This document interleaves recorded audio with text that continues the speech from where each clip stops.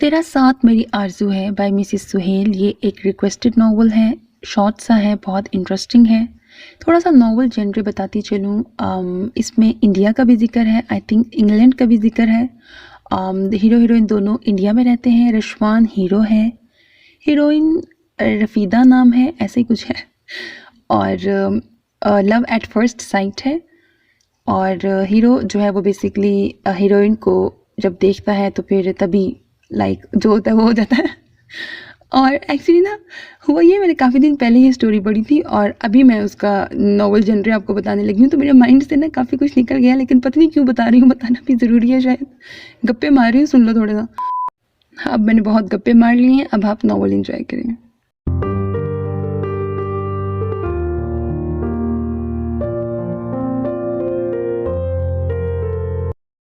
सलाम मेरे अजीज़ listeners, welcome back to your own channel self belief which is specially made for novel lovers.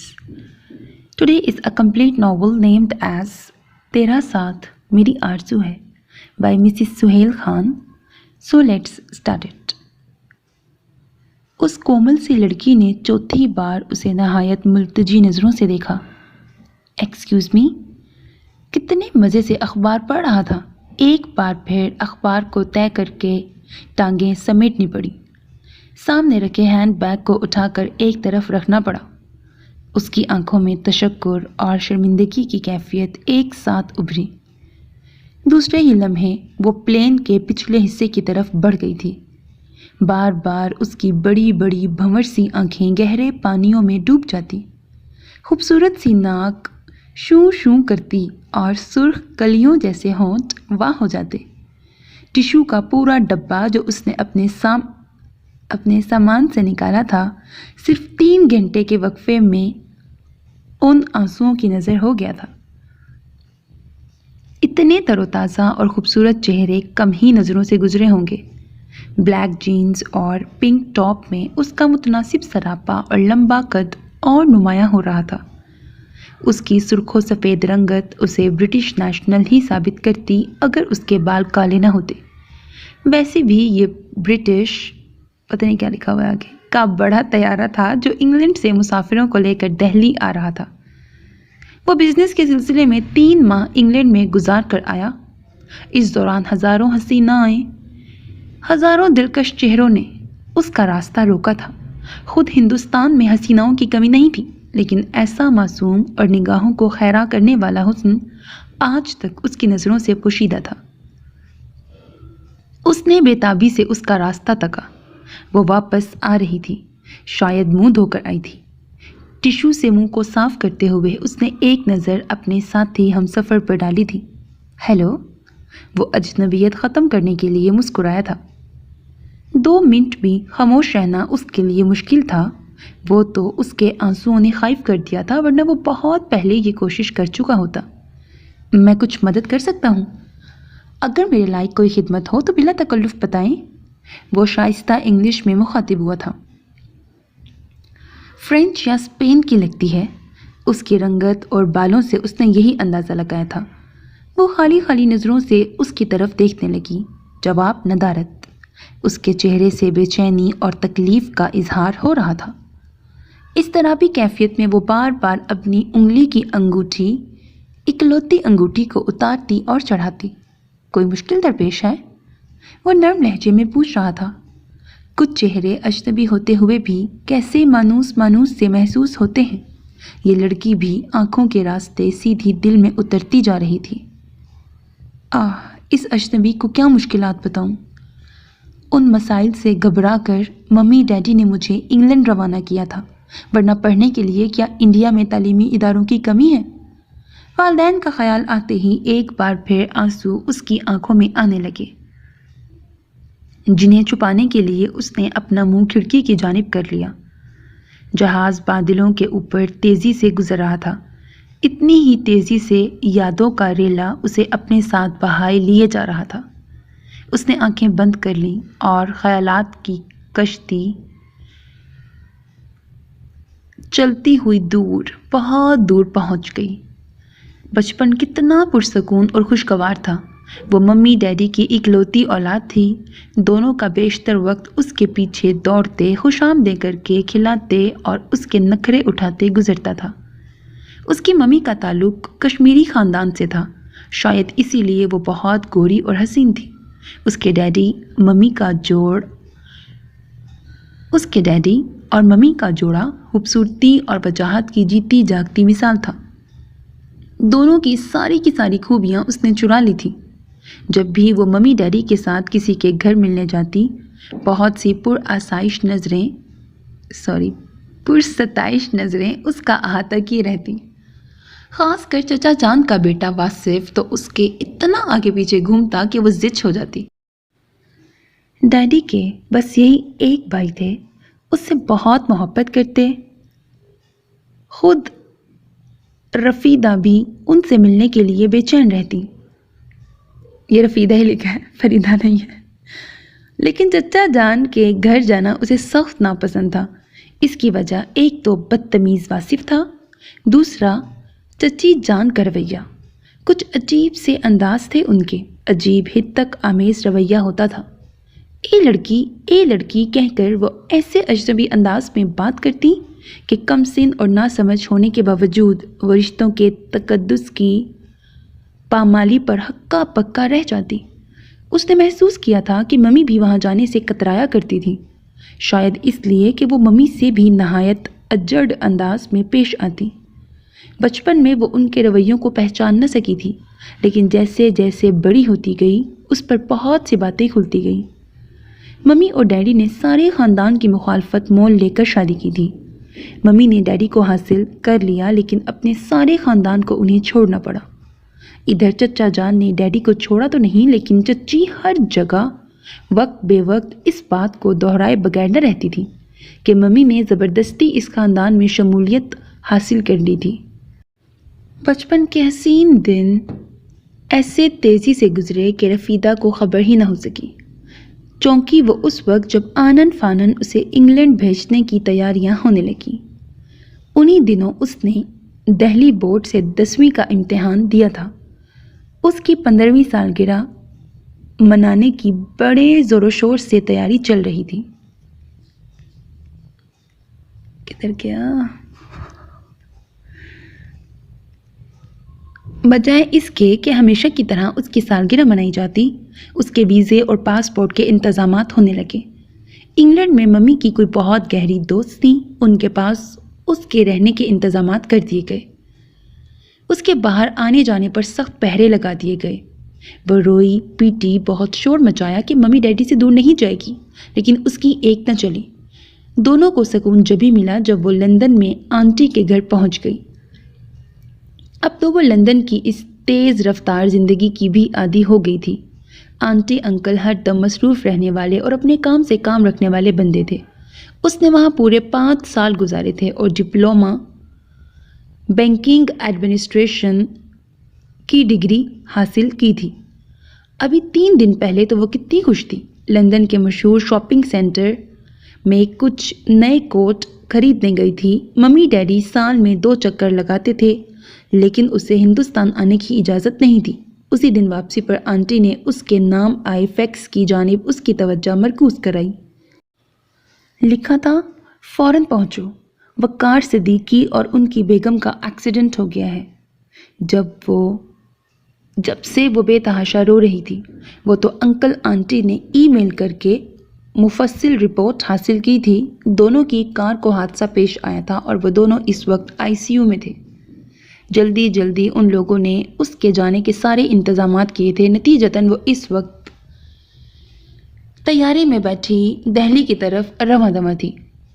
Excuse me. گہرے reddish colour کے skirt blouse میں ملبوس air hostess اسے مخاطب کر رہی تھی. پیچھے کے حصے میں گرین اور بلو کلر کے لباس میں ایئر ہوسٹس کھانا سرو کر رہی تھیں. یہ ان کے قومی جھنڈے کے 3 رنگ تھے. وہ سائڈ کی ٹیبل کھانے کی ٹرے رکھنے کے لیے کھولنے لگی. رفیدہ کو خیالات کی دنیا سے واپس آنا پڑا. اپنی حالت کے پیش نظر اسے ایئر ہوسٹس کی مداخلت ناگوار سی گزری. آنسو چیونٹیوں کی سی تیز سیدھی رفتار کی مانند اس کے پلکوں سے سفر کرتے ہوئے گالوں پر سے پھسلتے ہوئے اس کی قمیص کے کالر میں جذب ہوتے جا رہے تھے۔ "Any problem?" ایئر ہوسٹس جھک کر نہایت ہمدردی سے پوچھ رہی تھی۔ اسے جواب دینے میں دقت محسوس ہوئی۔ اشارے سے کھانے کو منع کرتے ہوئے اس نے ایک اچٹتی سی نظر اجنبی ہمسفر پر ڈالی۔ وہ از حد پریشان نظروں سے اسے دیکھ رہا تھا۔ "اگر اجنبی جگہ پر جا رہی ہیں تو یقین جانیے مجھ سے بڑھ کر کوئی مددگار آپ کو نہیں ملے گا۔ وہ ابھی تک اسے غیر ملکی سمجھ رہا تھا۔ "میرے ڈیڈی کا بزنس تقریباً ہر شہر میں پھیلا ہوا ہے، آپ جہاں چاہیں گی میں وہاں بآسانی آ جاؤں گا۔ وہ نہایت ملائمت سے اسے سمجھا رہا تھا۔ "بزنس؟ میرے ڈیڈی کا بزنس بھی بہت وسیع پیمانے پر پھیلا ہوا تھا۔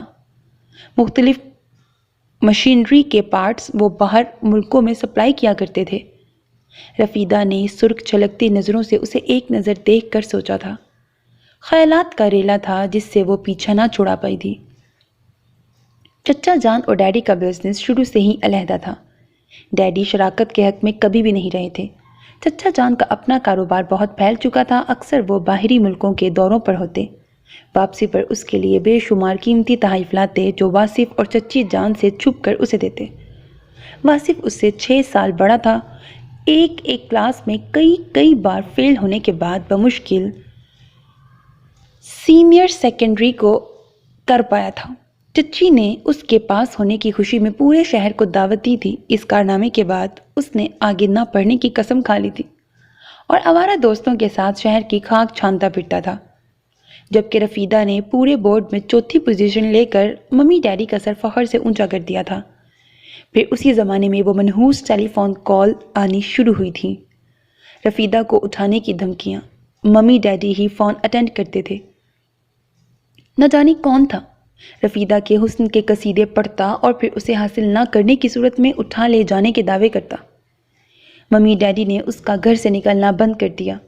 شروع میں انہوں نے اسے اتنی سنجیدگی سے نہیں لیا تھا، لیکن پھر نہ جانے کیا ہوا کہ وہ دونوں نہایت پریشان نظر آنے لگے اور پھر یہ فیصلہ ہو گیا کہ رفیدہ انگلینڈ جا کر تعلیم حاصل کرے گی۔ نہ جانے کون شخص تھا۔ رفیدہ کے دل نے اسے ہمیشہ بد دعائیں ہی دی تھی۔ وہ ماں باپ سے دور ایک اجنبی سرزمین پر زندگی گزارنے کے لیے مجبور کر دی گئی تھی۔ تنہا، باوجود کوشش کے وہ اس ماحول میں گل مل نہ سکی۔ کوئی دوست، کوئی ہمراز نہ بنا پائی۔ ہمیشہ واپسی کے سہانے خواب دیکھتی رہی اور اب واپس جا رہی تھی تو کس طرح؟ نہ جانے وہ دونوں کس حال میں ہوں گے۔ وہ تڑپ تڑپ کر دعائیں مانگنے لگی۔ ادھر وہ اسے دیکھ کر ہی حواس باختہ ہوا جا رہا تھا۔ بظاہر اخبار پھیلا کر سامنے کر لیا تھا، لیکن ذہن مکمل اس کی ہی طرف تھا۔ کیا میں اس پیاری سی لڑکی کی واقعی کوئی مدد نہیں کر سکتا؟ وہ دل گرفتہ سا سوچ رہا تھا۔ ایمان سے تم بہت واہیات لڑکی ہو۔ پوری علی گڑھ یونیورسٹی تمہاری اس منموہنی صورت کی دیوانی ہے اور تم ہو کہ خوش ہونے کی بجائے جب دیکھو منہ لٹکائے بیٹھی رہتی ہو۔ ازمینہ عارف نے اتنے زور سے اس کے شانے پر ہاتھ مارا تھا کہ وہ اچھل پڑی تھی۔ کیا مصیبت ہے ازمی؟ تم کہیں مجھے چین سے بیٹھنے دو گی یا نہیں؟ رفیدہ نے جھلائے ہوئے انداز میں کہا۔ اکنامکس کی کلاس کے دوران ہی اسے اندازہ ہو گیا تھا کہ ازمینہ ہمیشہ کی طرح چپکے سے نکل بھاگی ہے۔ وہ تو کلاس میں آنے کی بھی زحمت نہ کرتی اگر اکنامکس کے پروفیسر اٹینڈنس کے معاملے میں سخت نہ ہوتے۔ باہر نکل کر اس کی تلاش بے سود سمجھ کر ہی وہ واپس ہاسٹل آ گئی تھی۔ ہاسٹل کے کمرے کی بکھری چیزوں کو سمیٹ کر بیٹھے ابھی اسے لمحے بھر کی بھی دیر نہیں ہوئی تھی کہ ازمینہ اچانک وارد ہو گئی۔ پیچھے ہٹ کر بیٹھو۔ رفیدہ نے پھر اسے جھڑکا تھا، لیکن ازمینہ نے ذرا برا نہ مانا۔ اس کی ہمیشہ کی عادت تھی کہ رفیدہ سے لپٹ کر جب تک پوری رداد نہ سنا لیتی اسے چین نہ ملتا۔ پچھلے 3 مہینوں سے وہ اس کے ساتھ تھی۔ رفیدہ نے علی گڑھ میں ایم اے اکنامکس میں داخلہ لیا تھا۔ ہاسٹل کے اصول کے مطابق اسے ایسے کمرے میں جگہ ملی جہاں پہلے سے 3 نئی لڑکیاں موجود تھیں۔ یہاں سینئر اور جونیئر کے فرق کو واضح کر کے عزت کرنا اور کرانا خوب سکھایا جاتا تھا۔ یہاں رہنے والی لڑکیاں جیسے جیسے اس ہاسٹل کی عادی ہوتی جاتی انہیں زیادہ مراعات حاصل ہوتی جاتی۔ کئی سال گزرنے کے بعد انہیں اکیلے کمرے بھی حاصل ہو جاتے۔ ازمینہ نے اسی ہاسٹل میں پچھلے 3 سال گزار کر گریجویشن کیا تھا۔ یہی وجہ تھی کہ اب اسے لڑکیوں کی شراکت والا کمرہ حاصل ہو گیا تھا۔ نئے آنے والوں کی انٹروڈکشن کے نام پر جو درگت بنائی جاتی تھی، اس سے رفیدہ واقف نہیں تھی۔ پہلے ہی دن وہ سب اس کے پیچھے پڑ گئیں۔ نہ جانے کیا کیا کرنے کے لیے کہا جا رہا تھا۔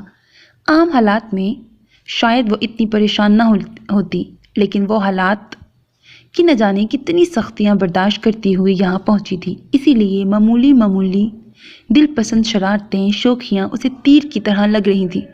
وہ بے ساختہ رو پڑی اور پھر اتنا روئی کہ اسے چپ کرانا مشکل ہو گیا۔ نہ جانے کہاں کہاں کے رکے آنسو تھے جو قابو میں آنے کا نام ہی نہیں لے رہے تھے۔ اس مرحلے پر اس کی ملاقات ازمینہ عارف سے ہوئی۔ وہ اسے ان لوگوں کے درمیان سے نکال کر صاف لے گئی۔ پھر وہ جو کسی پر نہیں کھلتی تھی، کسی سے دوستی نہ کر پائی تھی، اس پرخلوص بے ریا لڑکی سے ہار ہی گئی۔ اس کے محبت سے پوچھنے پر سارے حالات بے کم و کاست سنا ڈالے۔ پھر یہ ازمینہ کے ساتھ شفٹ ہو گئی تھی۔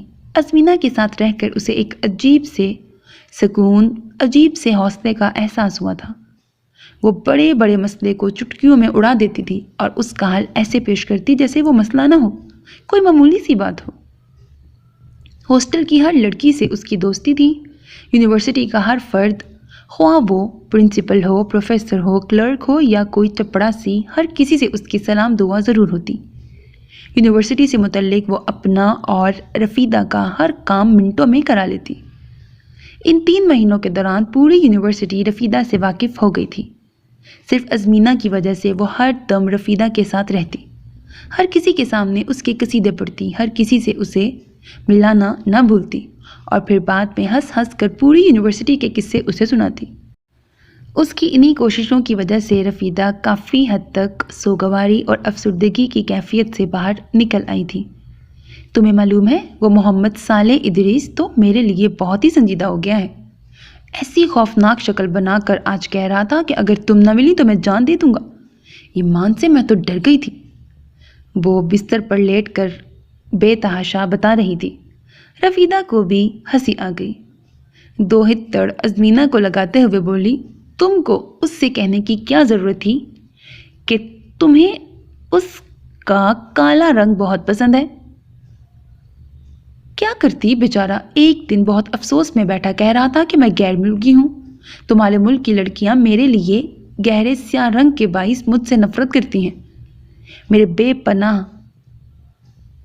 کرلی بالوں کو دیکھ کر ناک سکیڑ لیتی ہیں۔ تو میں نے اس کا دل رکھنے کے لیے کہہ دیا کہ نہیں، مجھے تو تمہاری دونوں چیزیں بہت پسند آئی ہیں۔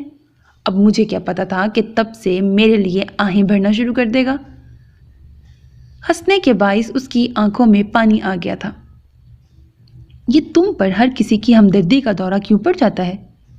وہ سوڈان کا رہنے والا افریقی آدمی ہے، اس کا قد دیکھا ہے تم نے؟ پورا جن ہے، نہ جانے کس عادت و خصلت کا مالک ہو۔ آج میری زبان کو کیا ہو رہا ہے؟ نہ جانے کس عادت و خصلت کا مالک ہو، اس سے دور ہی رہو ازمی۔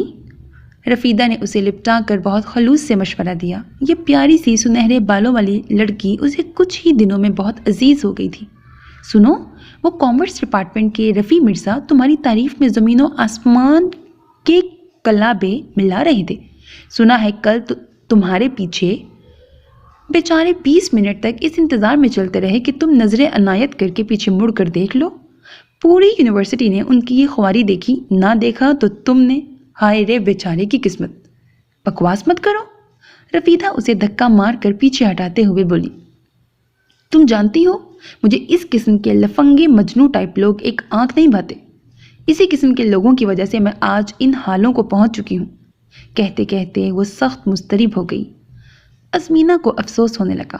وہ اس کا موڈ خوشگوار کرنے کے لیے شاید کوئی اور الٹا سیدھا قصہ سناتی کہ اس کی کوئی پرانی دوست آ کر اسے اٹھا لے گئی۔ اسے کوئی مسئلہ درپیش تھا اور مشکل یہ تھی کہ ہر کوئی اس کے پاس حل ڈھونڈنے بھاگا آتا تھا۔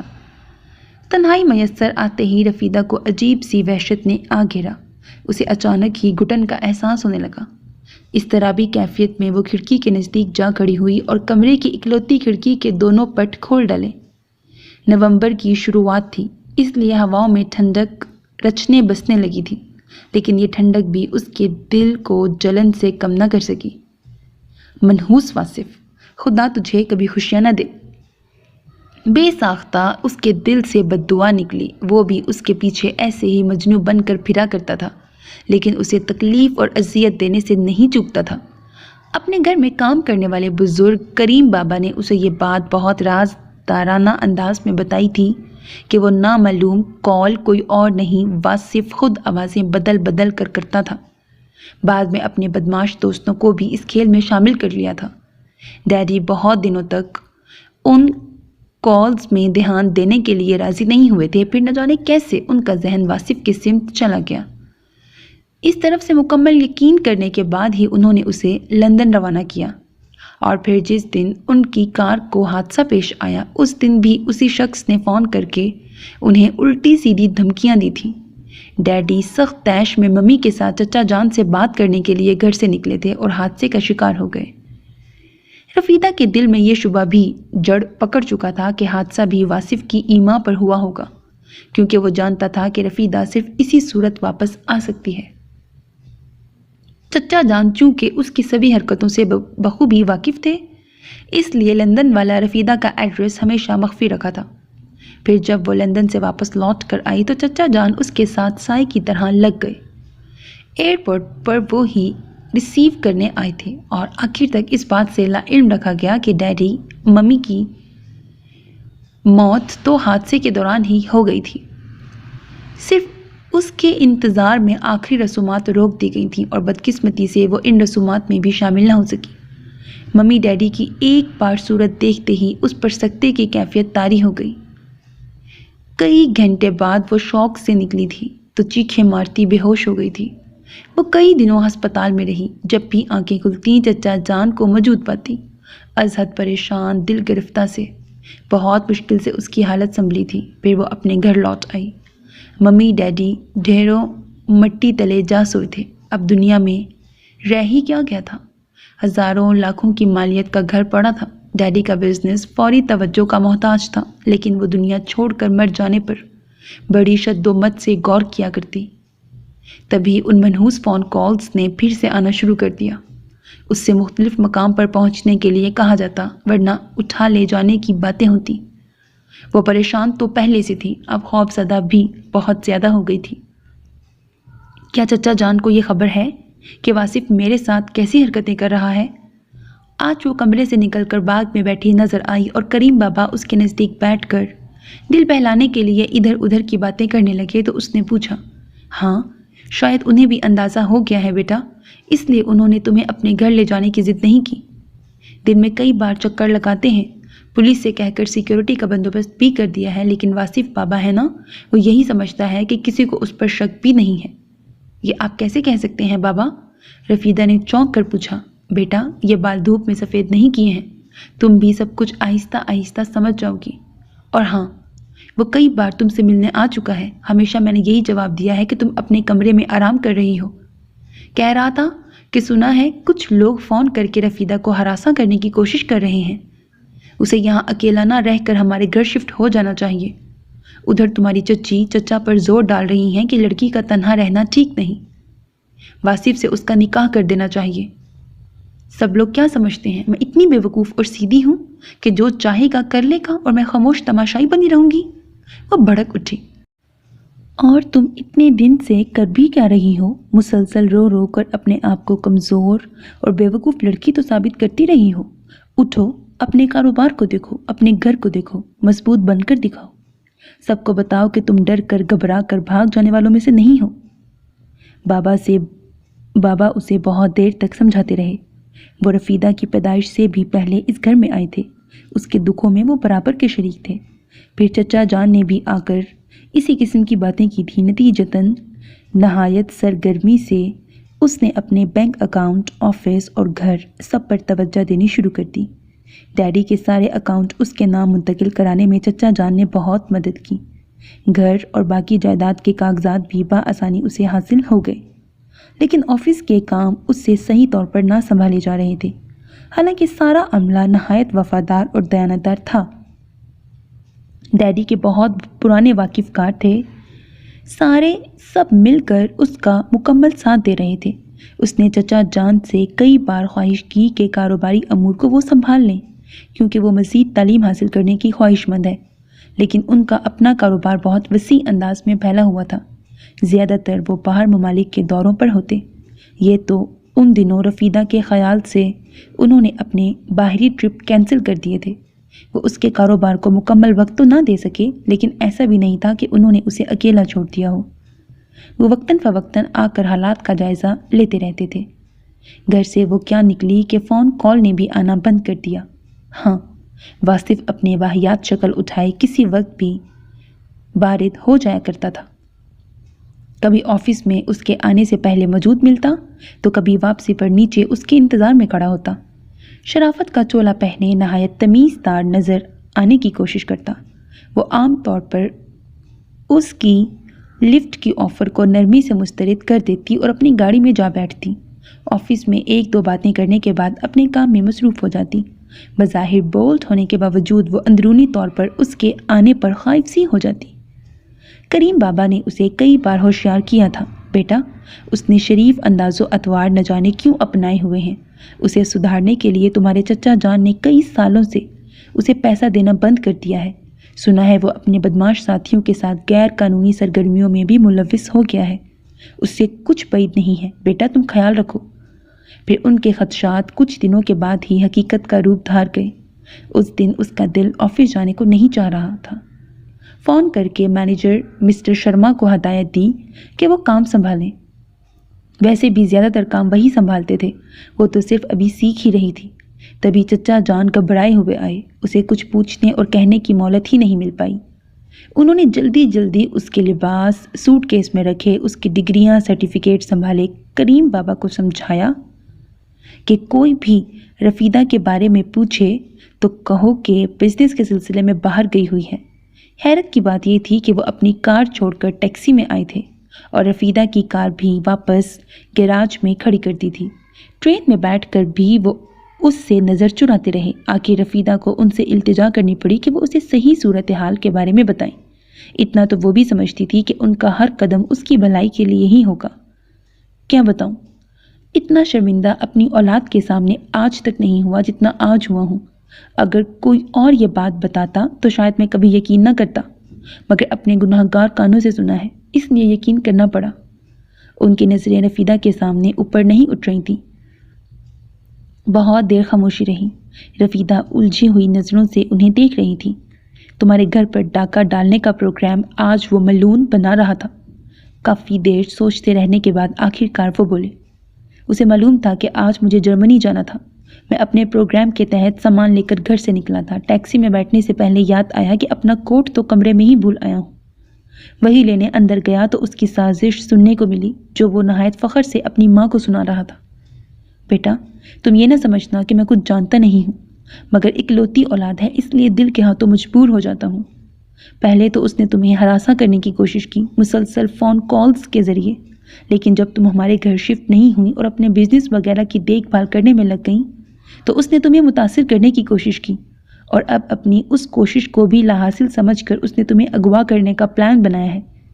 میرے گھر سے نکلتے ہی وہ اپنے بدماشوں کے ساتھ حملہ آور ہوتا، تمہیں گھر لایا جاتا اور زبردستی نکاح پڑھایا جاتا۔ وہ تو مجھے اتفاقاً اس کے پلان کی خبر ہو گئی، ورنہ اس نے تو ہر تیاری پکی کر لی تھی۔ بہرحال اب ہم علی گڑھ چل رہے ہیں، تمہیں آگے پڑھنے کا شوق ہے، تم وہاں ہاسٹل میں رہو اور ایم اے کر لو۔ تمہارے گھر میں کریم بدستور رہے گا، آفس کا کام شرما تسلی بخش کرتا ہے، میں بھی اس کا جائزہ لیتا رہوں گا۔ دہلی میں سب سے یہی کہوں گا کہ تم واپس انگلینڈ تعلیم پوری کرنے کے لیے چلی گئی ہو۔ میں برابر تم سے رابطے میں رہوں گا۔ 2 سال کا عرصہ ہے، اللہ کچھ نہ کچھ انتظام کر دے گا۔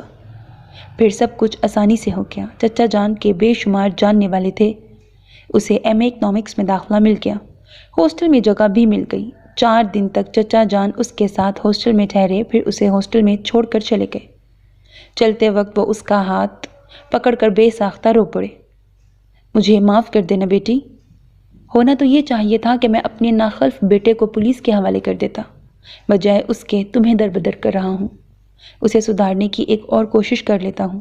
بیٹا اگر میں اس میں بھی ناکام ہو گیا تو جو تمہاری خواہش ہوگی وہی ہوگا. میں تم سے ملنے کی جلدی کوشش کروں گا اور انشاءاللہ تمہیں کوئی پریشانی نہیں ہوگی. وہ چلے گئے اور رفیدہ ایک بار پھر حالات کے سامنے ڈٹ گئی. اکثر وہ باہر نکل کر کریم بابا سے بات کر لیتی تھی.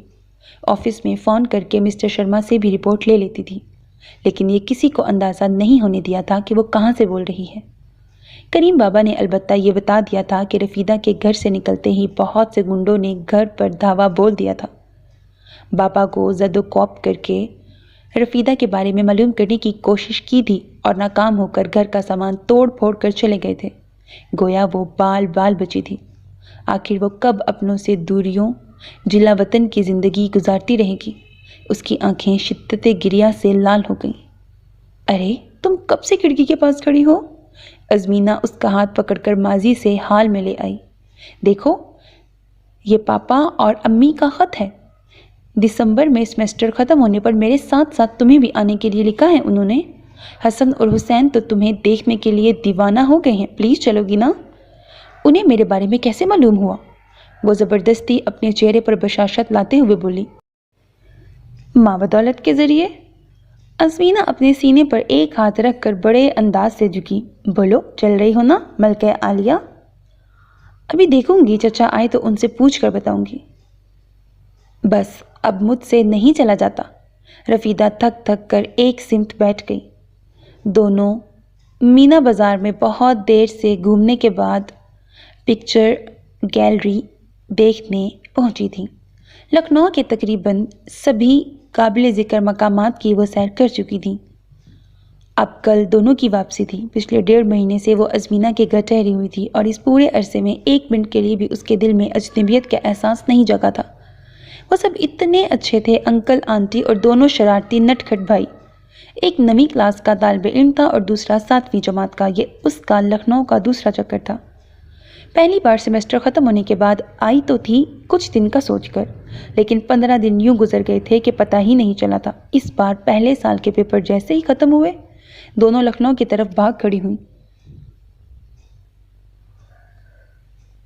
علی گڑھ کی شدید گرمی نے رفیدہ کو ویسے ہی بوکھلا کر رکھ دیا تھا.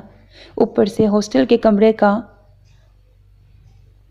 بڑھیا کی گردن کی طرح ہلتا پنکھا کئی بار تو اس کی گردن 3-4 گھنٹے کے لیے ہلتی بند ہی نہ ہوتی تھی. اس علاقے میں بجلی کا فقدان تھا. بہرحال لکھنؤ آ کر دونوں کو ایسا ہی لگا تھا جیسے وہ جنت میں آ گئی ہوں.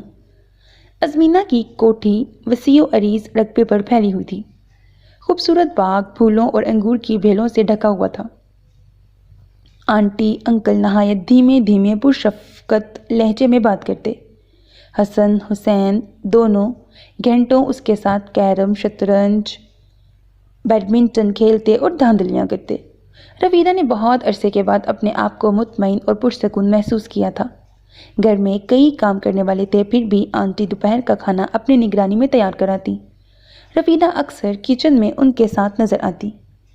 لندن میں رہ کر وہ سارے کام اپنے ہاتھوں سے کرنے کی عادی ہو گئی تھی. البتہ آنٹی کے ہاتھ کا ذائقہ اپنے ہاتھوں تک لانے کا شوق اسے کشاں کچن تک کھینچ لیے جاتا. لکھنؤ سے اس نے شاپنگ بھی خوب کی تھی. اپنے لیے جہاں ڈھیروں سوٹ بنائے تھے وہاں انکل آنٹی اور دونوں بھائیوں کے لیے بھی بہت سامان اٹھا لائی تھی.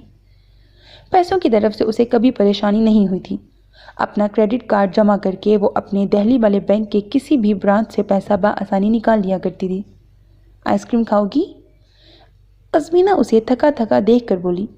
ابھی سب تصویریں تو دیکھی ہی نہیں، پہلے دیکھ لیتے ہیں پھر چلتے وقت کھانا کھائیں گے. ارے چھوڑو یار، بور ہیں.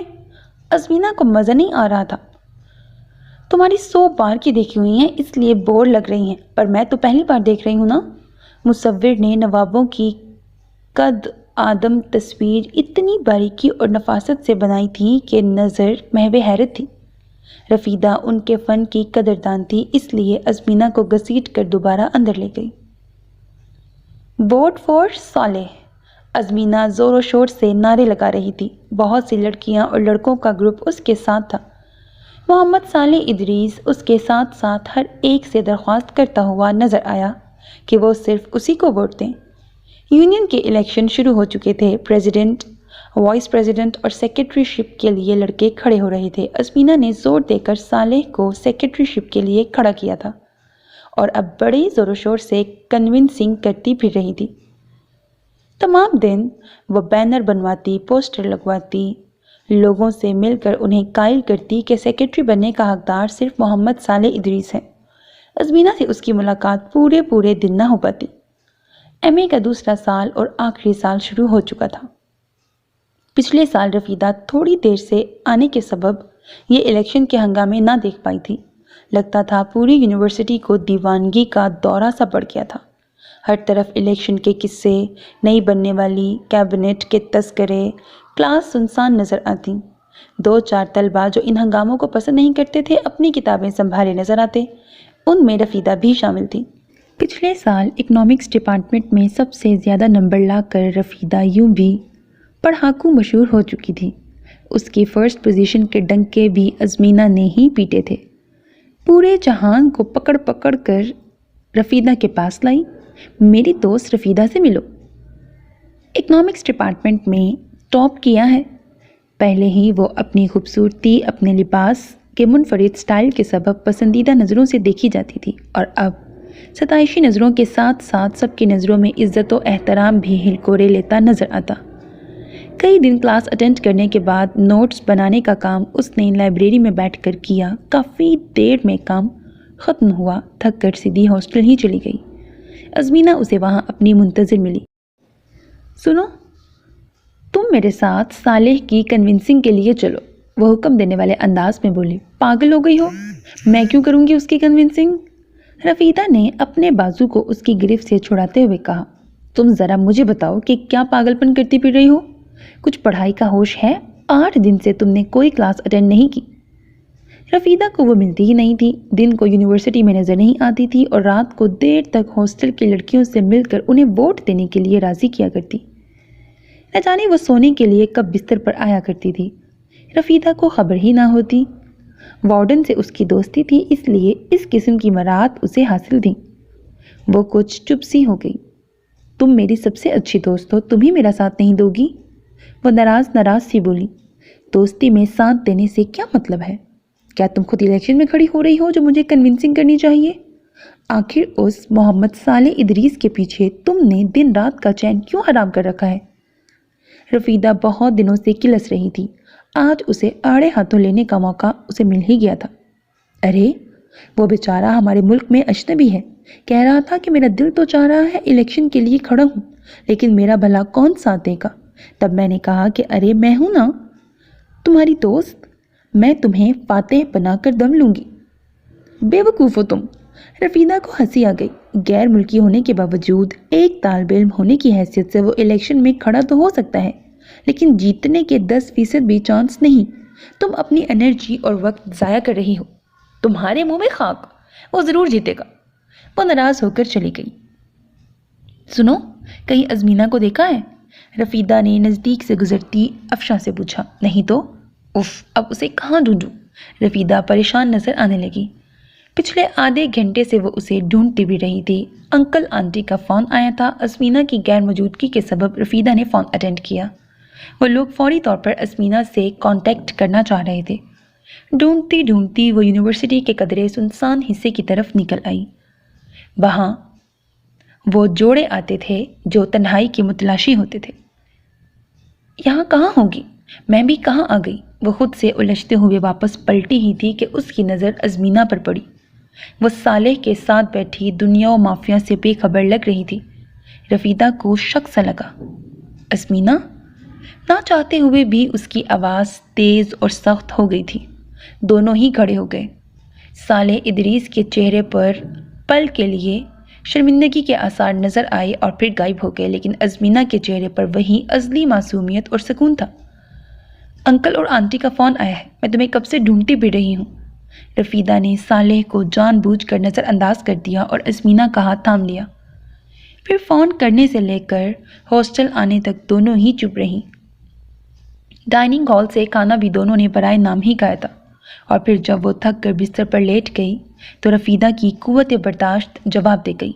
ازمی، کیا یہ صحیح ہے جو تم کرتی بھی رہی ہو؟ کیا کر رہی ہوں؟ وہ الٹا اسی سے سوال کرنے لگی، اس سوڈانی سے تنہائی میں ملنے کی کیا ضرورت ہے؟ رفیدہ پھٹ پڑی، تو کیا فرق پڑتا ہے؟ اصل میں الیکشن میں ہارنے کے بعد وہ بہت ڈس اپوائنٹ ہو گیا ہے۔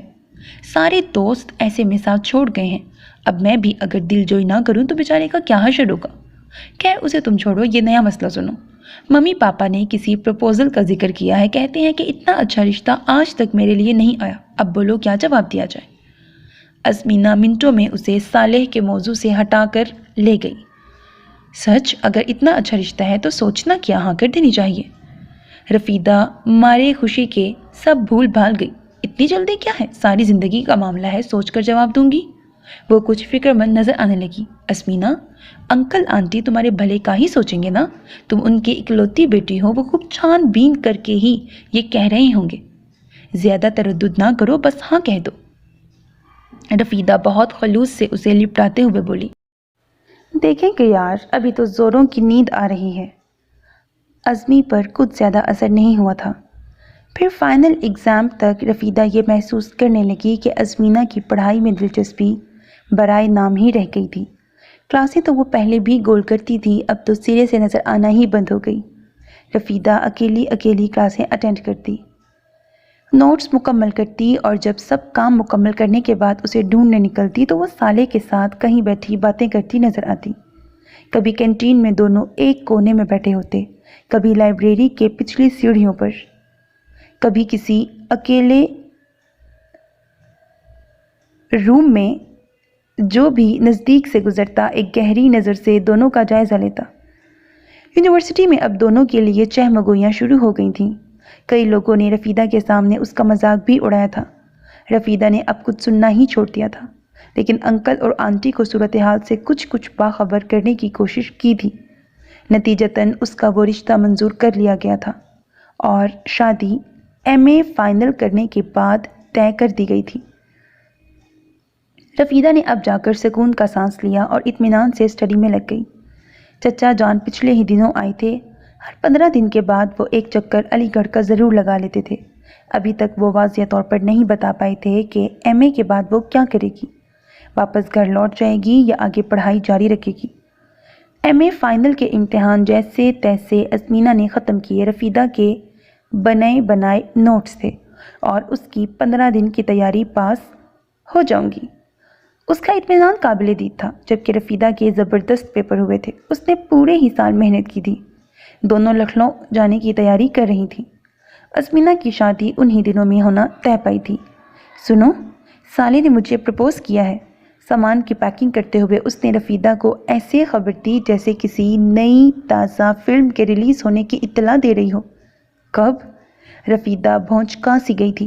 ایگزام سے پہلے، وہ اطمینان سے بولی۔ تم نے اسے بتایا نہیں کہ تم انگیجڈ ہو؟ رفیدہ کو اس سر پھری لڑکی پر سخت غصہ آنے لگا۔ بتا دیا؟ بالوں کو برش کرتے ہوئے وہ اپنے آپ کو ہر زاویے سے دیکھنے لگی۔ تو؟ رفیدہ کی سمجھ میں نہیں آ رہا تھا کہ اس کا کیا کر ڈالے۔ تو کیا ہوگا؟ وہی ہوگا جو منظور خدا ہوگا۔ اچھا میں ذرا سبھی دوستوں سے بائے بائے کر لوں، کل روانہ ہونا ہے، پھر وقت نہیں ملے گا۔ وہ چنگم چباتی باہر نکل گئی۔ رفیدہ کا اطمینان رخصت ہو گیا۔ نہ جانے یہ لڑکی کیا چاہ رہی تھی، کیا ارادے ہیں اس کے۔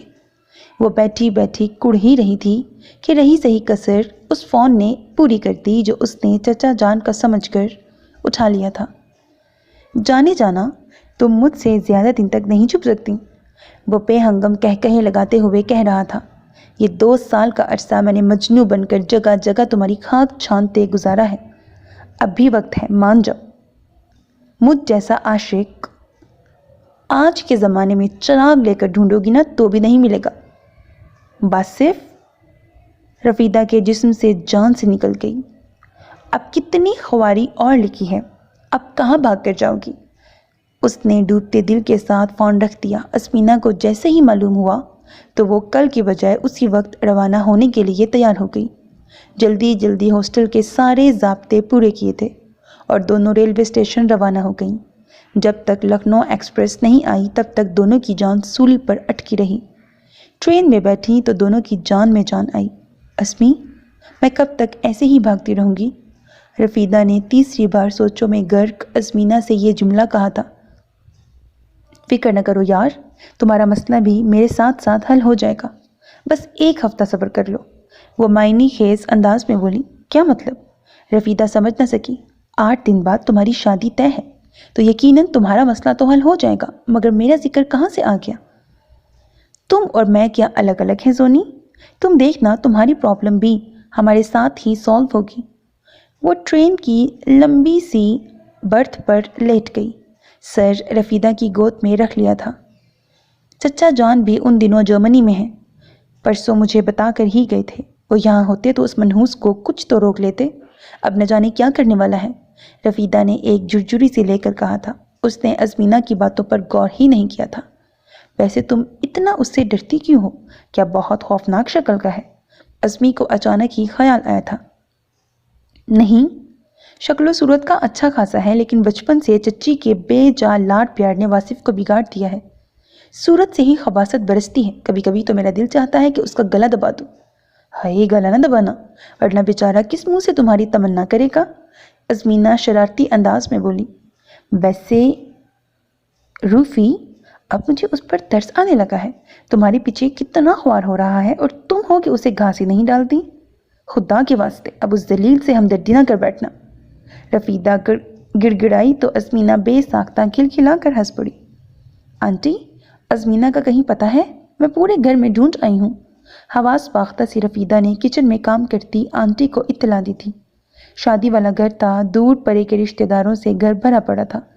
بارات ممبئی سے آ رہی تھی، بلکہ تھوڑی دیر پہلے کی اطلاع کے مطابق وہ لوگ گھر سے نکل چکے تھے۔ ان کے ٹھہرنے کے لیے ایک 5 اسٹار ہوٹل بک کیا جا چکا تھا۔ بارات کو پہلے ہوٹل پہنچنا تھا، پھر تیار ہو کر میرج ہال پہنچنا تھا۔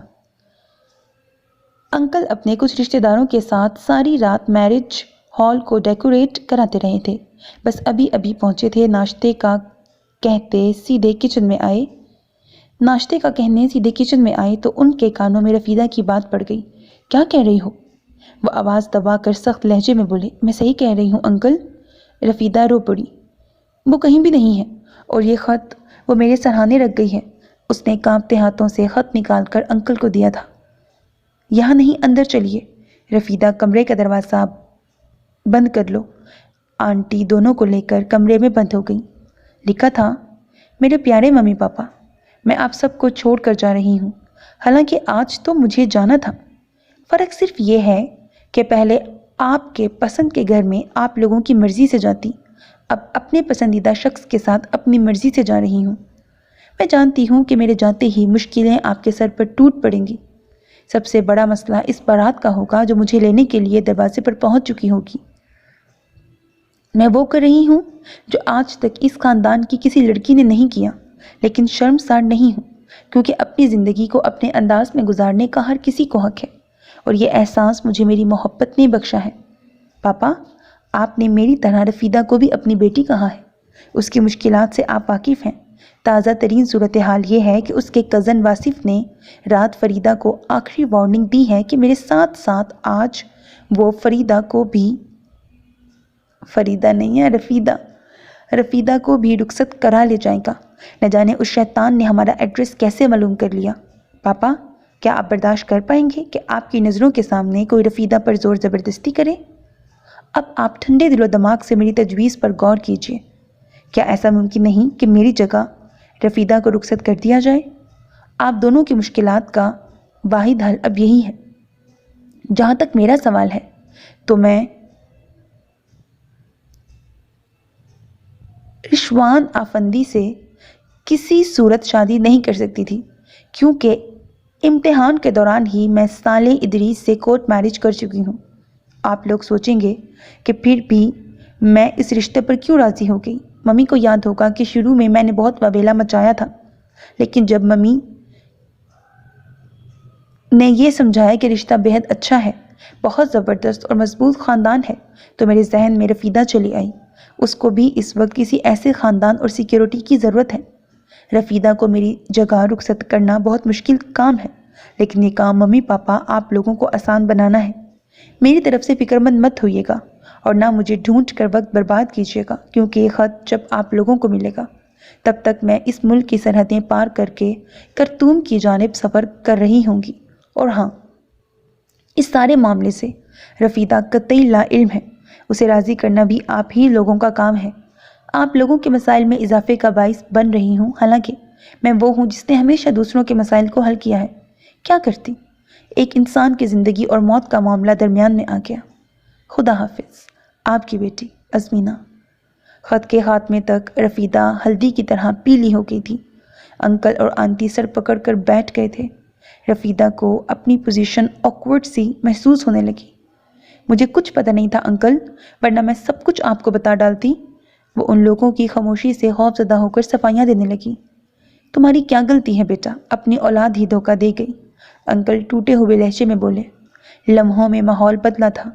ابھی تھوڑی دیر پہلے دونوں کتنا خوش تھے، اور اب دنیا کی ساری پریشانیاں، محرومیاں ان کے چہرے پر رقم ہو گئی تھیں۔ بارات کس وقت تک پہنچے گی؟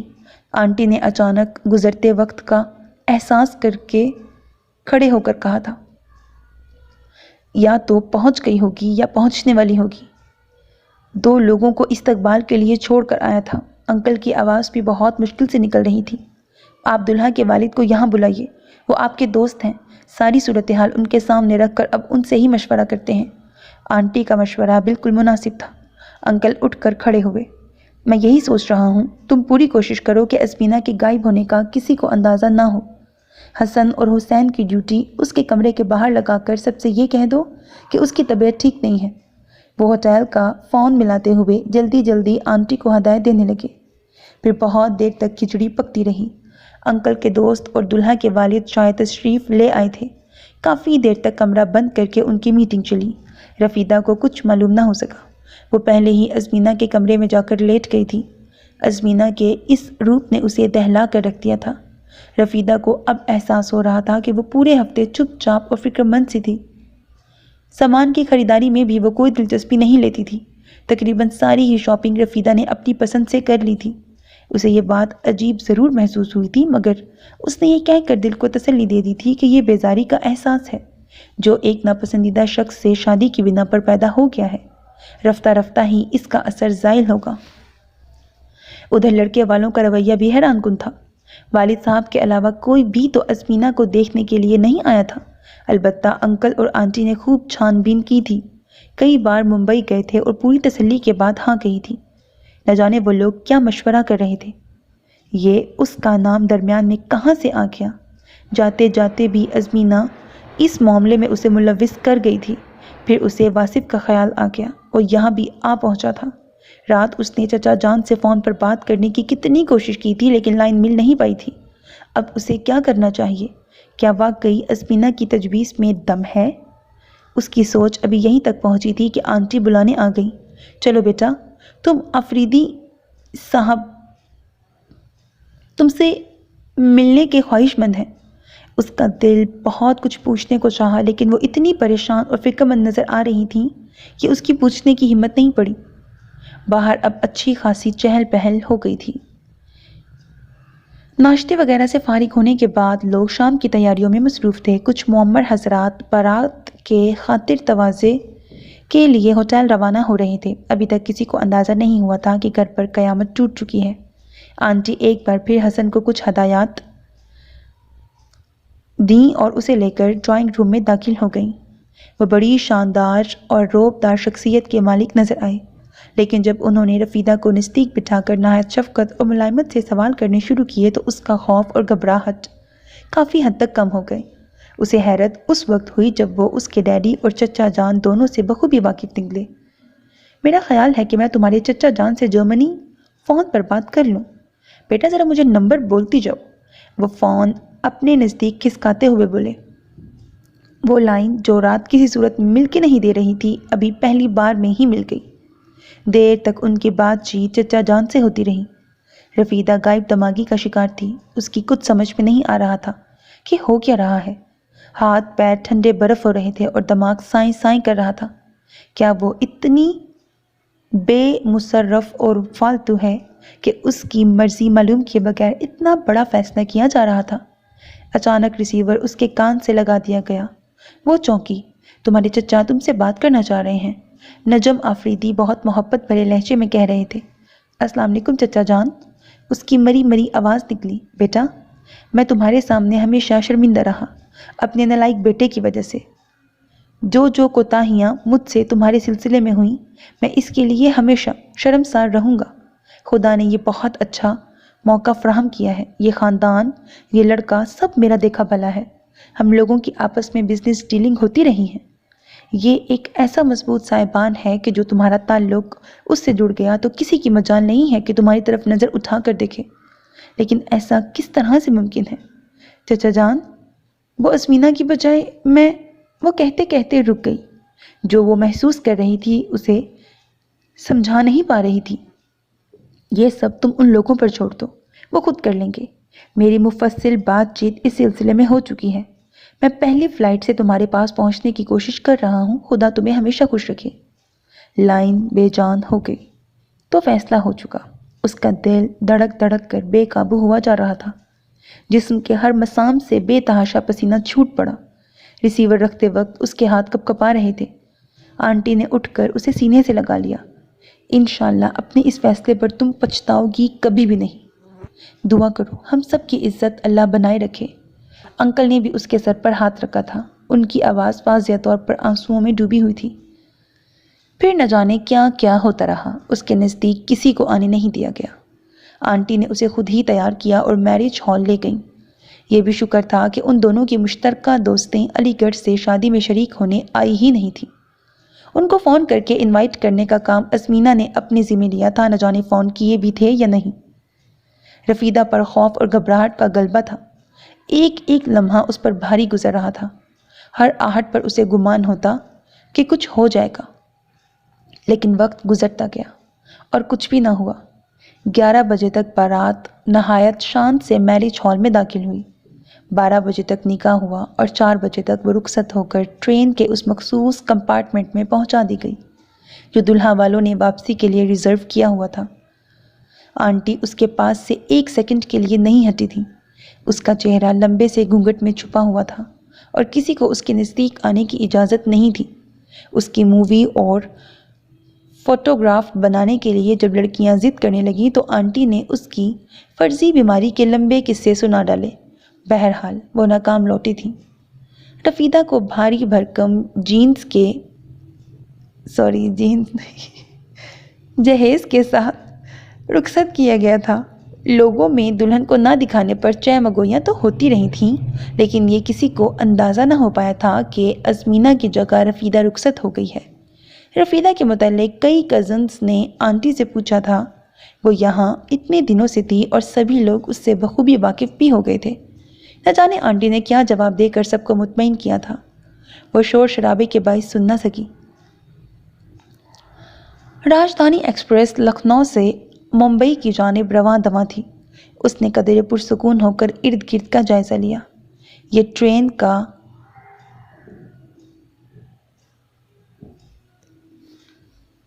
پتہ نہیں کون سا حصہ تھا، سب سے مہنگا اور آرام دہ کمپارٹمنٹ۔ نوجوان لوگ، لڑکے لڑکیاں، سبھی ہنستے مسکراتے نظر آئے۔ اسے یاد آیا جب ازمینہ کا رشتہ طے ہوا تھا تب آنٹی نے بتایا تھا کہ ان کے خاندان میں بہت اتحاد ہے۔ مشترکہ خاندانی نظام نہیں ہے، پھر بھی ہر شخص دوسرے سے جڑا ہوا ہے۔ پورے خاندان کے افراد ہندوستان اور دوسرے ممالک میں پھیلے ہوئے ہیں، لیکن وہ ہر سال ایک جگہ جمع ہو کر ایک ساتھ کچھ دن ضرور گزارتے ہیں۔ کوئی ہوٹل بک کر لیا جاتا ہے اور سارے افراد ایک ساتھ مل کر یہ وقت گزارتے ہیں۔ ہر سال ان کی فیملی البم بنتی ہے اور فیملی میگزین نکلتا ہے جس کے ایک ایک کاپی خاندان کے ہر فرد کو دی جاتی ہے۔ ہر چھوٹے بڑے مسئلے کو زیر بحث لایا جاتا ہے اور خوشیاں اجتماعی طور پر منائی جاتی ہیں، اور خاندان کا ایک نگران اعلیٰ ہوتا ہے جس کو مشترکہ فیصلے کے تحت چنا جاتا ہے۔ ان دنوں اس کے سسر نجم آفریدی اس خاندان کے بڑے تھے۔ وہ ابھی سسر کہاں ہوئے؟ وہ تو بغیر کسی رشتے کے ان لوگوں کے ساتھ جا رہی تھی۔ نکاح کے کاغذات پر اس نے ازمینہ عارف کے دستخط کیے تھے۔ انکل آنٹی نے اسے یقین دلا دیا تھا کہ جیسے ہی وہ ممبئی پہنچے گی، نجم آفریدی صاحب کچھ معتبر لوگوں کی موجودگی میں اس کا نکاح رشوان آفریدی سے پڑھوا دیں گے۔ رشوان آفریدی، ایک نیا جذبہ دل میں کربٹیں لینے لگا۔ کیا ہوگا وہ؟ کس قسم کے عادات و خصائل کا مالک۔ اچانک ہی دل میں شدید خواہش جاگی کہ اس کو ایک نظر تو دیکھ لے۔ اس نے گھونگھٹ کی اوٹ سے ایک محتاط جائزہ لیا۔ ایک طرف بزرگ حضرات محفل جمائے بیٹھے تھے، لڑکیوں نے ایک سائیڈ کی سب سیٹوں پر قبضہ جما رکھا تھا، بچے تھک ہار کر مختلف کرسیوں پر الٹے سیدھے سوتے نظر آئے، ان کی مائیں اپنے اپنے بچوں کے ساتھ ایک دوسرے سے باتیں کرتی نظر آئیں۔ نوجوان نے اپنی محفل پیچھے کی نشستوں پر جما رکھی تھی، آوازیں اور شور شرابہ تھا لیکن اس حد تک نہیں کہ ناگوار گزرے۔ رشوان یار، دنیا سن 2000 میں داخل ہو گئی ہے اور تم نہ جانے کون سی دنیا میں رہتے ہو۔ ایسے کس طرح ممکن ہے کہ تم نے اپنی دلہن کو ایک نظر بھی نہ دیکھا ہو؟ رفیدہ کے کان کھڑے ہوئے، آوازیں پیچھے کی جانب سے آئی تھیں، موضوع گفتگو وہی تھی۔ رشوان کے نزدیکی کزن یا اللہ، رشوان کے نزدیکی کزن اور دوست اسے تختہ مشق بنا رہے تھے۔ اکلوتا ہونا بعض اوقات کتنا تکلیف دہ ہوتا ہے اس کا اندازہ تمہیں نہیں۔ میری شادی بھی اسی سلسلے کی ایک کڑی ہے۔ یہ یقیناً رشوان آفریدی کی آواز تھی، بھاری، مستحکم اور مخمور سی۔ رفیدہ نے اپنی ذہنی سماعتوں کو اس آواز کی جانب مرکوز کر دیا۔ ماما کی ضد تھی کہ میری شادی ان کے رشتہ داروں میں ہو، جبکہ ڈیڈی بضد تھے کہ ان کے بھائی کی بیٹی ان کی بہو بنے۔ یہ قصہ اتنا طویل کھینچا کہ دونوں نے ایک لمبے عرصے تک ایک دوسرے سے بات چیت بند کر دی۔ میں جو اسسٹنٹ پولیس کمشنر ہوں، دوسروں کے معاملات چٹکی میں سلجھاتا ہوں، اپنے گھر کے اس مسئلے کو حل نہ کر سکا۔ دونوں اپنے موقف سے 1 انچ ہٹنے کو تیار نہیں تھے۔ جب اس مسئلے پر سوچ کر ڈیڈی کا بلڈ پریشر بہت بڑھ گیا، تب میں نے اپنا فیصلہ سنا دیا کہ میں خاندان سے باہر شادی کروں گا۔ پہلے تو دونوں ناراض ہوئے، لیکن پھر ایک شرط پر راضی ہو گئے۔ کون سی شرط پر؟ کسی کزن کے اشتیاق میں ڈوبی آواز ابھری کہ لڑکی وہ دونوں پسند کریں گے۔ میں اس معاملے میں قطعی انٹرفیئر نہیں کروں گا، یہاں تک کہ لڑکی کو دیکھنے اور اس سے ملنے کی بھی کوشش نہیں کروں گا۔ لیکن کیوں؟ آنٹی اور انکل نے ایسی شرط کیوں لگائی؟ اگر تم دیکھ کر پسند کر لیتے تو کیا فرق پڑ جاتا؟ کئی حیرت میں ڈوبی آوازیں ابھری۔ ان کا خیال تھا کہ اس کڑی شرط کے زیر اثر میں یقیناً ماہر خاندان میں شادی کے خیال سے دستبردار ہو جاؤں گا، مگر میں اس فیصلے پر ڈٹا رہا اور نتیجہ تم لوگوں کے سامنے ظاہر ہے۔ اور ہاں، ایک بات تو بتانا بھول ہی گیا۔ وہ کچھ یاد کر کے ہنس پڑا۔ دلہن خالص ڈیڈی کی پسند کی ہے، ماما نے بھی اسے نہیں دیکھا ہے۔ کیوں؟ اب وہ کیوں ناراض ہے؟ تم نے تو ان کی کڑی شرط کی پابندی بھی کر کے دکھائی ہے۔ نہیں یار، ناراض وغیرہ نہیں ہے، بس اتفاقاً ایسا ہو گیا جب بھی لکھنؤ جانے کا پروگرام بنا، کچھ نہ کچھ عجیب ہوا۔ اب شادی کا ہی لے لو، شادی تک میں وہ شریک نہ ہو سکی۔ وہ تو ان کے پیر کے فریکچر کی وجہ سے ہوا۔ دوست کی آواز آئی، اسمینا بھابھی؟ کوئی اسے مخاطب کر رہا تھا۔ رفیدہ کی سماعتوں کا سلسلہ ٹوٹ گیا۔ آپ کی طبیعت اب کیسی ہے؟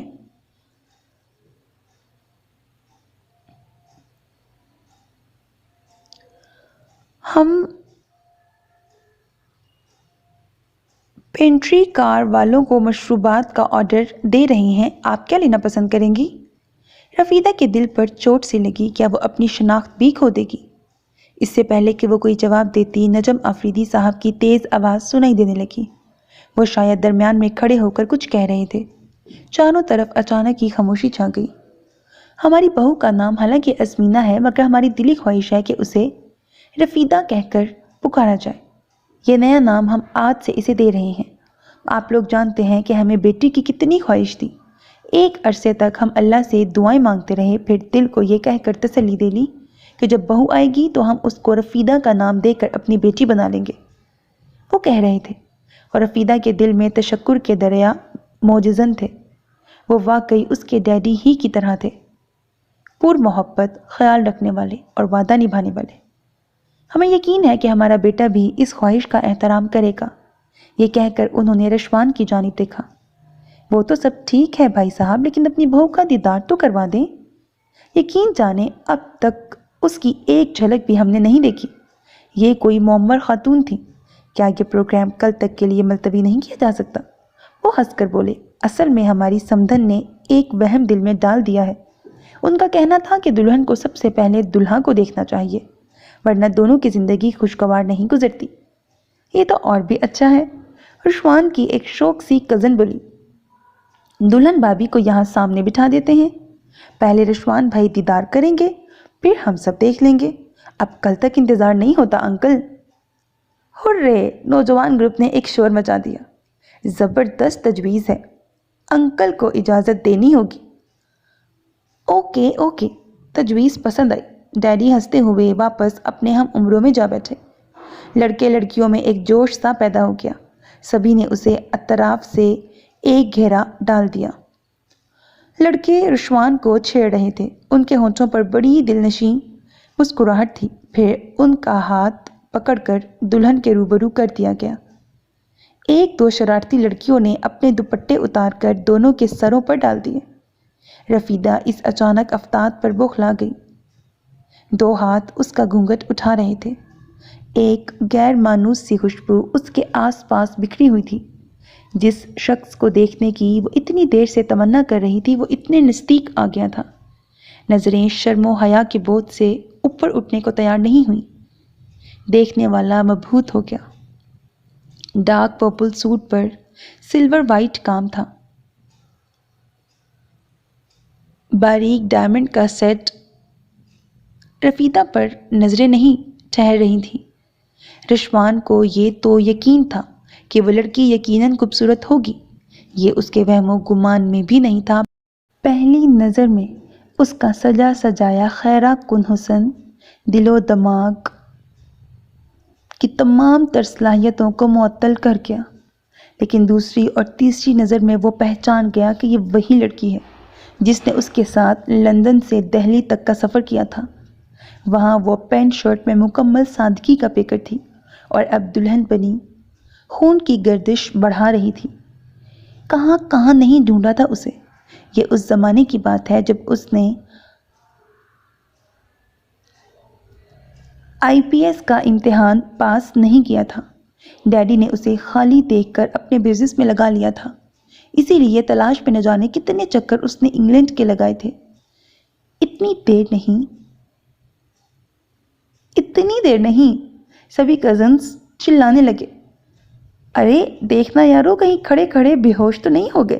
دلہا میاں، کسی نزدیکی دوست نے کھنچائی کی۔ رشوان بھائی، اب ہمارے صبر کو مت آزمائیے، ہم سب انتظار کر کے آدھے سوکھ چکے ہیں۔ لڑکیوں نے دوپٹے کھینچ لیے۔ رشوان کو دھک دھک کرتے دل کو سنبھال کر ہٹانا پڑا۔ اب سبھی رفیدہ کو دیکھ رہے تھے، پرستائش نظریں، داد و تحسین سے بھرے الفاظ۔ رفیدہ کو AC کی یخ بستہ ٹھنڈک میں بھی پسینے چھوٹ پڑے۔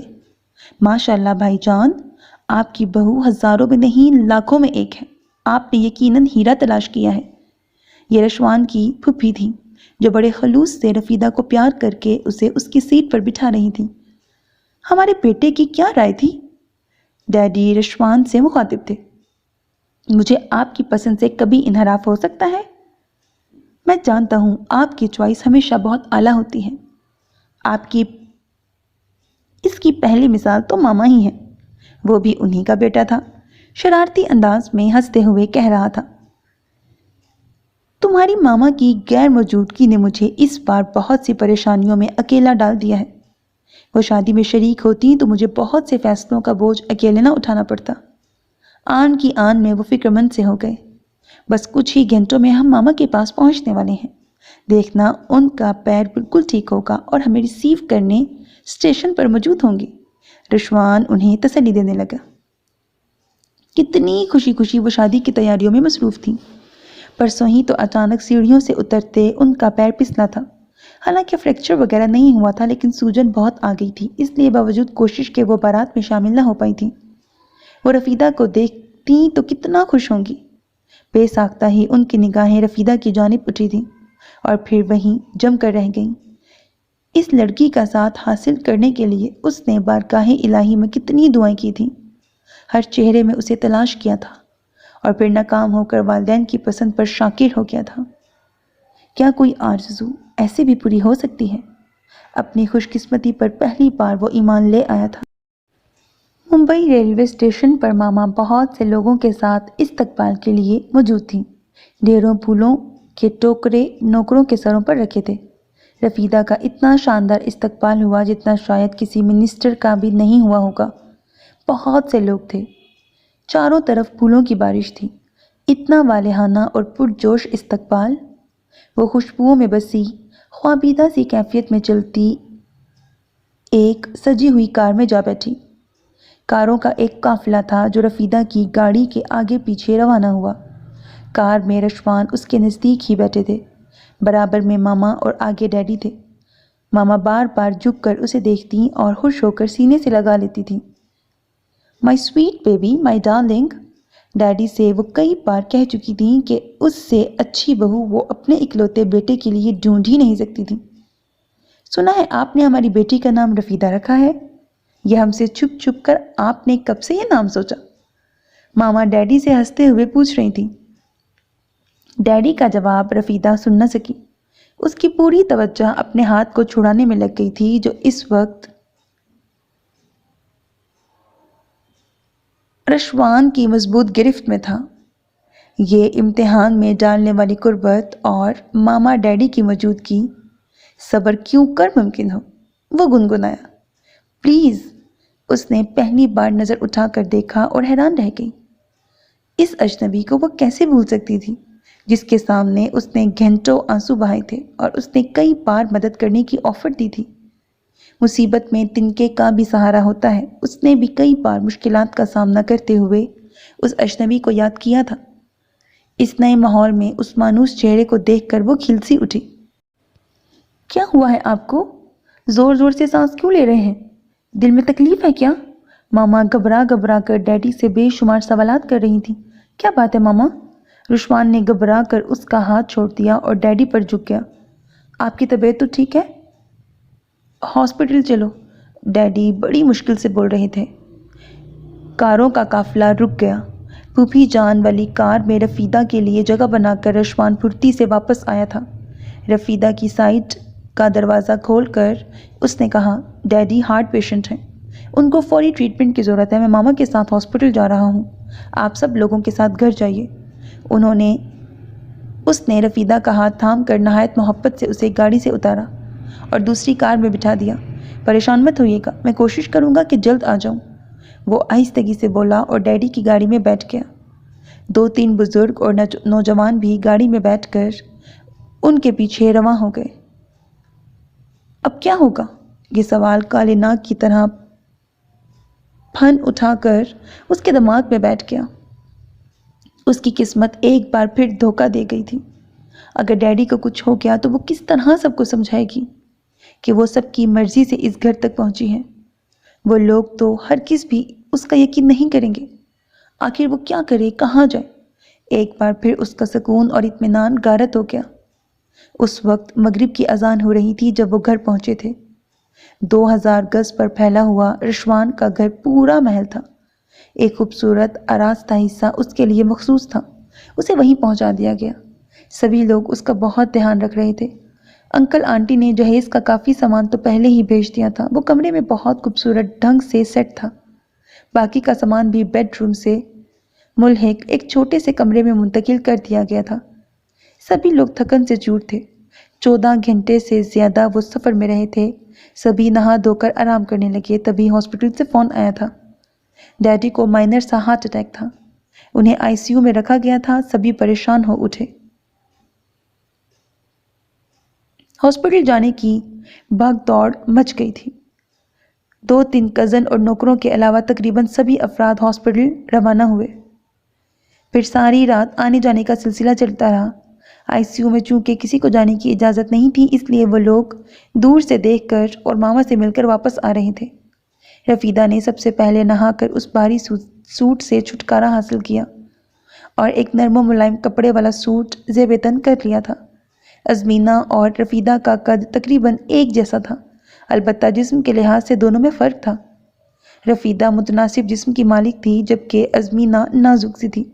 शायद कपड़े थोड़े टाइट हों, रफीदा ने सोचा था, लेकिन हैरत उसे जब हुई तब कपड़े बिल्कुल उसी की फिटिंग के निकले। یقیناً ازمینہ نے سارے کپڑے ٹیلر کو دیتے وقت ہدایت کی ہوگی کہ رفیدہ کے ناپ سے سیے جائیں۔ نہ جانے کیسی ہوگی وہ۔ ازمینہ کے خیالوں میں کھو کر وہ وقتی طور پر اپنی پریشانی بھول گئی۔ پھر کافی دیر میں اس کی آنکھ لگی تھی۔ ڈیڈی کو ICU سے ان کے کمرے میں منتقل کیا جا رہا تھا۔ رفیدہ صبح سے ماما کے ساتھ ہاسپٹل میں تھی۔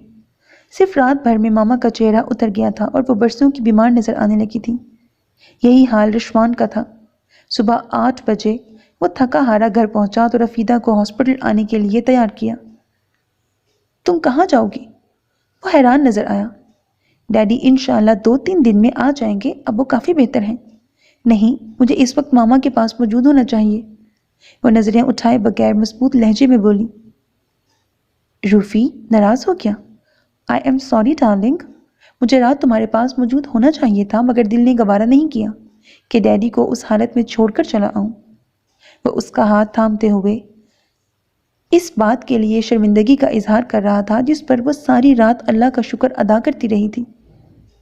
میں ناراض تو نہیں ہوں، ماما ڈیڈی نے مجھے بیٹی کہا ہے تو میں بیٹی بن کر دکھانا چاہتی ہوں۔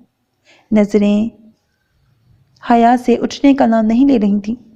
اچھا میری طرف ایک بار دیکھو تو، کیا بہت شکستہ حالت میں ہوں جو ایک نظر ڈالنے پر بھی راضی نہیں ہو؟ رشوان نے ایک جھٹکے سے اسے اپنی جانب کھینچ لیا تھا۔ مہکتا ہوا نرم و ملائم وجود اور اس وجود سے پل بھر کی یکجائی۔ چھوڑ دیجیے مجھے، وہ سخت وحشت زدہ ہو گئی۔ بھابھی چل رہی ہیں؟ ماموں جان گاڑی سٹارٹ کر چکے ہیں، سمیرہ بلانے چلی آئی تھی۔ گرفت ڈھیلی پڑتے ہی رفیدہ نے اپنے آپ کو جھٹکے سے چھڑایا تھا اور بھاگتی ہوئی باہر نکل گئی تھی۔ تب سے وہ ماما کے ساتھ ہاسپٹل میں تھی۔ ڈیڈی کی طبیعت بہتر ہونے کے سبب اب انہیں کمرے میں لایا گیا تھا۔ شام تک ملنے والوں کا تانتا بندھا رہا۔ کئی ایک اسے وہاں دیکھ کر حیرت زدہ ہوئے، باقی سبھی نے اسے سراہا تھا۔ ممی نے کئی بار اسے گھر واپس جانے کے لیے کہا تھا لیکن وہ ان کی سنی انسنی کر گئی۔ 10 بجے جب وزٹرز کو آنے سے روک دیا گیا تو رفیدہ نے ممی کو مجبور کیا کہ وہ گھر جا کر آرام کریں۔ وہ 24 گھنٹوں سے جاگ رہی تھیں۔ ماما کسی طور پر راضی نہیں ہو رہی تھیں۔ اگر آپ نے مجھے رکنے کی اجازت نہیں دی تو میں سمجھوں گی کہ آپ دل سے مجھے بیٹی نہیں سمجھ رہی۔ وہ از حد سنجیدہ ہو گئی۔ لیکن بیٹا تمہاری شادی کو ابھی صرف 2 دن ہوئے ہیں۔ رشوان کیا سوچے گا؟ دنیا کیا کہے گی؟ وہ اس کی اتنی ضد دیکھ کر الجھنے لگی۔ کوئی کچھ نہیں سوچے گا ماما، مجھے ڈیڈی کے لیے جا کر عبادت کرنی ہے۔ ایک بار ڈیڈی ٹھیک ہو جائیں تو جو آپ کہیں گی میں مان لوں گی۔ وہ اپنی بات پر اڑی رہی۔ پھر رشوان لینے تو آیا تھا رفیدہ کو، لیکن ممی کو لے جانا پڑا تھا۔ جاتے جاتے جن ناراض نظروں سے اس نے رفیدہ کو دیکھا تھا اس کے متعلق سوچ سوچ کر اسے دیر تک ہنسی آتی رہی۔ ڈیڈی کمرے میں ضرور تھے لیکن انہیں خواب آور دوائیوں کے زیر اثر رکھا گیا تھا۔ ڈرپ بھی لگی ہوئی تھی۔ ہر 1 گھنٹے بعد نرس آ کر بلڈ پریشر چیک کرتی۔ رشوان کی صبح والی حرکت نے اسے از حد محتاط بنا ڈالا تھا۔ آج کی رات اللہ نے خیریت سے گزارنے کا بندوبست کر دیا تھا۔ انکل کی کل سوچی جائے گی۔ کاش کہ ڈیڈی جلدی ٹھیک ہو جائیں تاکہ ان لوگوں کو اصلیت خود بتا سکیں۔ سوچتے سوچتے وہ عشاء کی نماز پڑھنے لگی۔ ہر سجدے پر اس کے دل سے بے ساختہ ڈیڈی کی صحت کی دعا نکلتی تھی۔ ممی کہتی تھیں کہ دعائیں اللہ کے سامنے سجدہ ریز ہو کر مانگی جائیں تو وہ یقیناً قبولیت کا درجہ حاصل کرتی ہیں۔ ڈیڈی کی جب بھی آنکھ کھلی اسے عبادت میں مصروف ہی دیکھا۔ صبح وزٹ پر آنے والا ڈاکٹر بھی حیران نظر آیا۔ ڈیڈی بالکل چاقو چوبند نظر آ رہے تھے۔ ان کی رپورٹ نارمل تھی۔ 9 بجے جب رشوان اور ماما انہیں دیکھنے پہنچے تو ان کی ڈرپ بھی نکال دی گئی تھی اور وہ رفیدہ کے ہاتھ سے سوپ پی رہے تھے۔ ماما انہیں اتنا حشاش پشاش دیکھ کر ایک دم خوش ہو گئیں۔ سب ہماری بیٹی کی کرامات ہیں۔ رات بھر نہ جانے کیا کیا پڑھ کر بھوکتی رہی ہے۔ صبح سے ہم اپنے آپ کو بہت بہتر محسوس کر رہے ہیں۔ ڈیڈی اس کی تعریف میں رطب اللسان تھے۔ بیٹا رشوان، تم اور راشدہ یہاں ہمارے نزدیک آ کر بیٹھ جاؤ، دونوں سے ضروری بات کرنی ہے۔ رشوان کی نظریں مسلسل رفیدہ کے سراپے میں الجھی ہوئی تھیں۔ ڈیڈی کے توجہ دلانے پر وہ چونکی رفیدہ بھی بلکہ پریشان ہو گئی۔ ڈیڈی پلیز، ابھی آپ کی صحت اس لائق نہیں ہے۔ 2-3 دن کے بعد اسے موضوع گفتگو بنائیے گا۔ وہ سراپا التجا بن گئی۔ نہیں بیٹے، اب دیر مناسب نہیں۔ ان لوگوں کے لیے اصل بات جان لینا اشد ضروری ہے۔ وہ اٹل انداز میں بولے۔ ٹھیک ہے، پھر وعدہ کریے، چاہے جواب کچھ بھی ہو، آپ اس بارے میں سوچ کر اپنا بلڈ پریشر نہیں بڑھائیں گے۔ میرا مسئلہ آپ کی صحت سے بڑھ کر نہیں ہے ڈیڈی۔ پھر وہ رکی نہیں، آنسوؤں کو ضبط کرتی باہر نکل گئی۔ یا اللہ، اب ان کی طبیعت پھر سے خراب نہ ہو جائے۔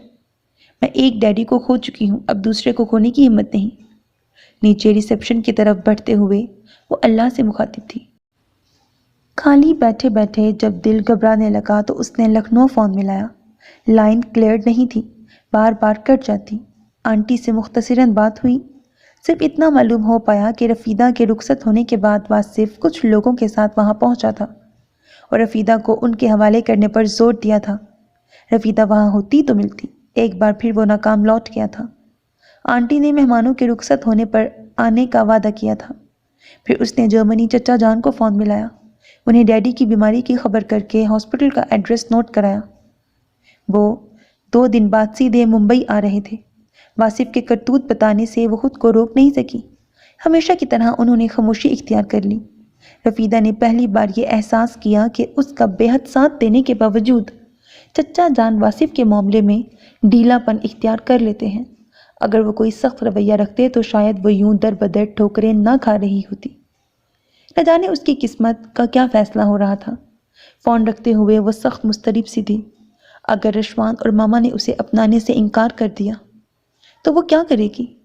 بس اب وہ سیدھی لندن میں آنٹی کے گھر چلی جائے گی اور سروس کرتے زندگی گزار دے گی۔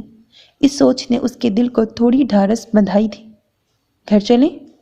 رشوان نہ جانے کب اس کے پیچھے آ کر کھڑا ہوا تھا۔ ماما ڈیڈی کے پاس رک رہی ہیں، تم گھر چل کر آرام کرو، وہ کہتے ہوئے آگے بڑھ گیا۔ وہ چپ چاپ سی اس کے پیچھے چلی آئی۔ گاڑی میں بیٹھنے کے بعد بھی اس میں کچھ پوچھنے کی ہمت نہیں تھی۔ رشوان لب بھینچے گہری خاموشی کے ساتھ گاڑی ڈرائیو کر رہا تھا۔ تمہارے کزن کا ایڈریس کون سا ہے؟ بہت دیر کی خاموشی کے بعد اس نے لب کشائی کی۔ کیوں؟ رفیدہ سہم سی گئی۔ اسسٹنٹ کمشنر ہوں میں یہاں کا۔ اس قسم کے معاملوں کو کیسے ڈیل کیا جاتا ہے، اس کی اہلیت ہے مجھ میں۔ مجرموں کو ڈھیل دینے کے حق میں نہیں ہوں۔ اب کیوں کیا بعد میں کرتی رہنا، مجھے ایڈریس سمجھاؤ، وہ سخت لہجے میں بولا۔ پھر ایڈریس سمجھنے کے بعد بھی وہ واصف کے متعلق ہی سوالات کرتا رہا۔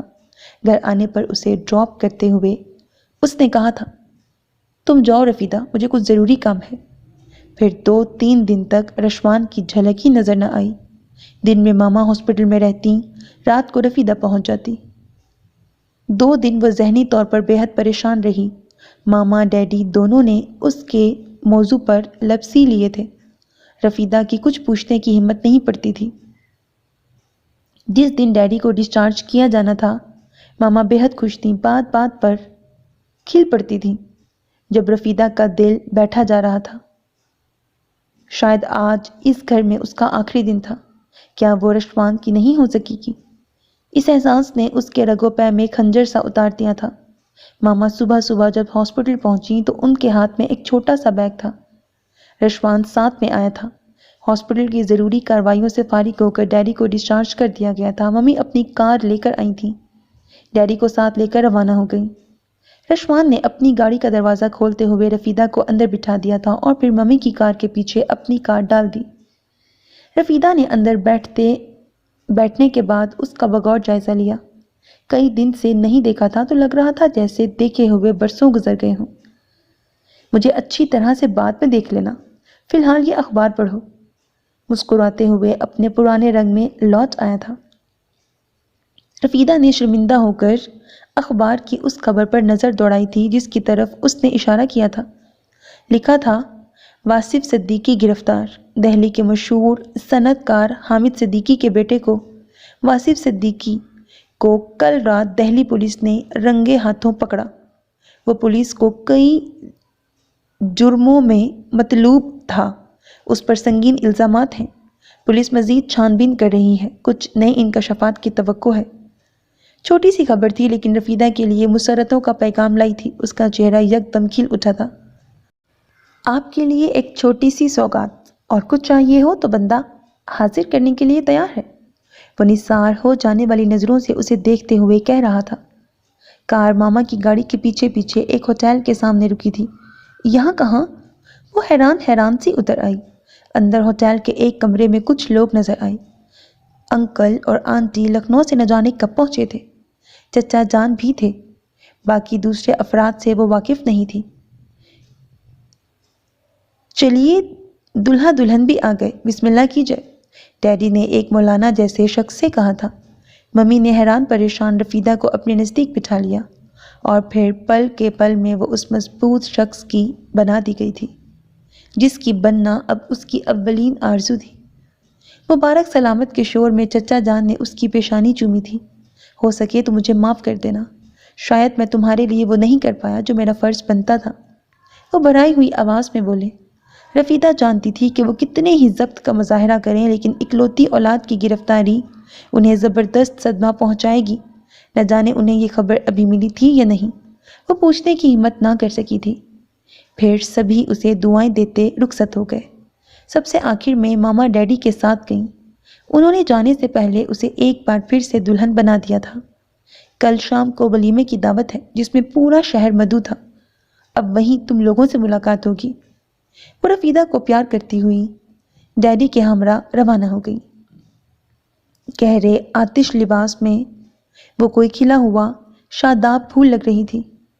رشوان اس کا ہاتھ تھامے خمار آلود لہجے میں کہہ رہا تھا، جانم تم حالات کے بھنور میں پھنسی ہی اس لیے تھی کہ تمہیں مجھ تک پہنچنا تھا، تمہارا ساتھ تو میری آرزو ہے۔